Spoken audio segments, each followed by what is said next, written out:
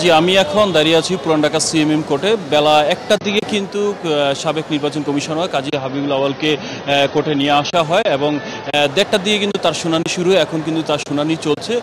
মূলত কাল সকালবেলা তাকে মগবাজার এক আত্মীয়র বাসা থেকে তাকে গ্রেপ্তার করা হয় ডিবি কার্যালয়ে, তারপর তাকে নিয়ে যাওয়া হয়। সেখান থেকে আজ সকালবেলা কিন্তু বেলা ১টার দিকে তাকে নিয়ে আসা হয়।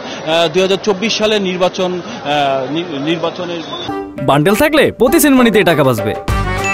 বিকাশ সেনমানি বান্ডেল কিনে জিতুন প্রতি লেনদেনে। প্রতিহত এবং সুষ্ঠু নির্বাচন এবং ন্যায্যসঙ্গত আয়োজন ব্যর্থ হওয়া এবং ভোটের ফলাফল নিয়ে বিভ্রান্তিকর তথ্য প্রদান সহ সংবিধান এবং নির্বাচনী আচরণবিধি লঙ্ঘনের অভিযোগে মূলত যে মামলাটি হয়েছে সেই মামলাটিতে কিন্তু তাকে আজ আদালতে নিয়ে আসা হয়েছে এবং রাষ্ট্রপক্ষে ধারা অনুযায়ী তাকে একটি সে ধারা যুক্ত করা হয়েছে এবং এখানে তার যে ডিবি কার্যালয় এবং তদন্ত কর্মকর্তার পক্ষ থেকে কিন্তু 10 দিনের রিমান্ড চাওয়া হয়েছে এবং তার শুনানি কিন্তু এখন চলছে। শুনানি শেষ হলে আমরা বিস্তারিত সব কিছু তথ্য আমরা জানতে পারবো এবং যে শুনানিতে যে তাকে কয়েকদিনের রিমান্ড আবেদন করা হয়েছে এবং তার কি করা হলো এবং সে স্বীকারোক্তি দিয়েছে কিনা সব কিছু আমরা তখন জানতে পারবো। এই ছিল আমার কাছে সর্বশেষ তথ্য।